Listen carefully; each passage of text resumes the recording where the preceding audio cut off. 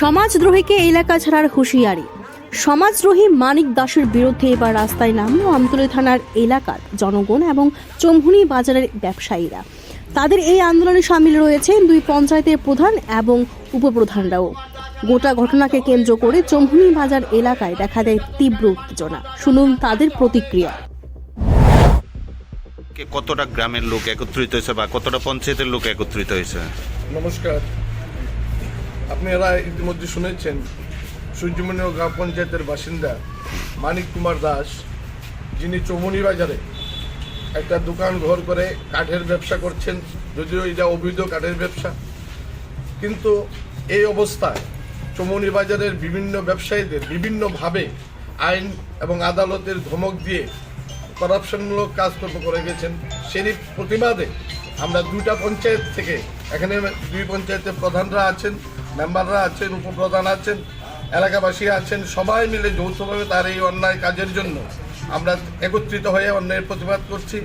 ইতিমধ্যে গত ১-১২ ডিসেম্বরে একটা প্রভাতী পত্রিকায় মিথ্যা খবর পরিবেশন করে এলাকার যারা সমাজসেবী আছেন, যারা এই উৎসবের কাজে জড়িত, প্রত্যেকের নামে অপপ্রচার করেন।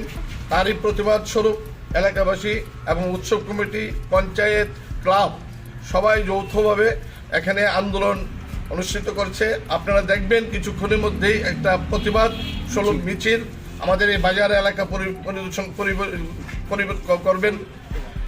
পরিবেশন করবেন এবং তার যে অবৈধ কাজকর্মগুলো এবং এমনকি তার যে নিজের ফ্যামিলি পর্যন্ত, ফ্যামিলির তার যে কন্যাকে নির্যাতন করার দায়ে সে 6 মাস জেল খেটেছে এমন সমাজদ্রোহী।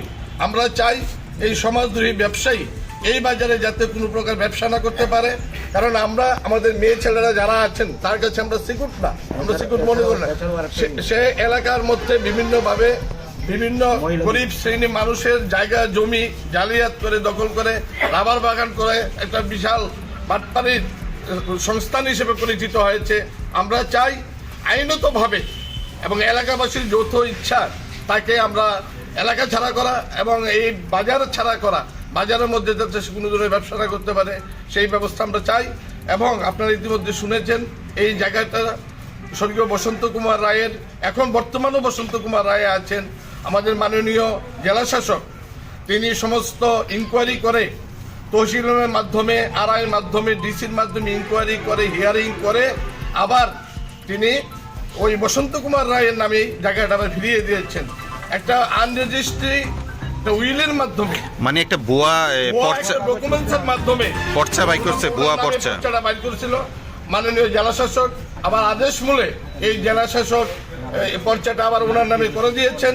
ওনার একমাত্র ওয়ারিশ, একমাত্র কন্যা যিনি কল্পনা রায়, যিনি বলা হলো, উনি, ওনার 2 মেয়ে আছে, তারা সবাই মিলে, যেহেতু ওনার বাবা মৃত্যুর আগে ইচ্ছা প্রকাশ করেছিলেন এখানে একটা গৌর গোবিন্দ রাধা গোবিন্দের মন্দির হোক, এবং উনি কথা মতো উনি দিয়েছিলেন। তার বাবার মৃত্যুর আগে যে ইচ্ছা ছিল সেই ইচ্ছাটা ওনার বাবা করে যেতে পারেনি, কিন্তু ওনার সুযোগ্য কন্যা হিসাবে উনি তার বাবার শেষ ইচ্ছাটা পূরণ করার লক্ষ্যে আমাদেরকে বলা হয়েছে এবং আমরা ওনার মেয়ের কথার উপর নির্ভর করে এবং যেটা লিখিতভাবে দিয়েছে সেই আমরা এখানে রাধা গোবিন্দ মন্দির করছি। কিন্তু একটা অপপ্রচার করা হয়েছে, এখানে নাকি বাড়িঘর করা হয়েছে, তার শ্বশুরের জায়গা দখল করে এখানে বাড়িঘর করা হয়েছে।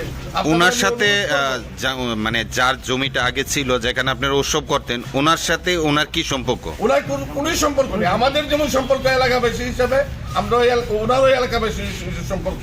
একটা মিথ্যা কথা বলা হয়েছে যে মৃত্যুর আগ পর্যন্ত উনি নাকি লালন পালন করেছেন। আমাদের কাছে একটা ডকুমেন্টস আছে, মেয়ের বলে গেছেন যে এত তারিখ মারা পর্যন্ত আমি আমার বাবাকে দেখভাল করি। মানে আপনারা মূলত এটা মন্দির হিসেবে তুলছেন? আমরা দেখবেন অর্থনির্মিত মন্দিরের কাজ চলছে। এবং যে কথাটা বলার চেষ্টা করছে মানিক দাস, যে ওনার শ্বশুর দুলাল দত্তের জায়গাটা দখল করে আমরা করেছি। আপনাদেরকে অনুরোধ করব, দুলাল দত্তের ঘরটা এখানে বাজার সেক্রেটারি আছেন, কোন ঘরটা দেখাবেন, এখনো অক্ষত অবস্থায় সেই ঘরটা দাঁড়ানো আছে। এই যে মিথ্যা অপপ্রচার এলাকাবাসী বা সারা ত্রিপুরার জন্য যে করা হয়েছে, তারই প্রতিবাদ স্বরূপ আমরা সবাই আজকে এখানে। মানে ওনার যে পর্চাটা আপনাদের দেখেছিল সেটা খারিজ করেছে তো জেলা শাসক? দেখুন, আনরেজিস্টার্ড উইল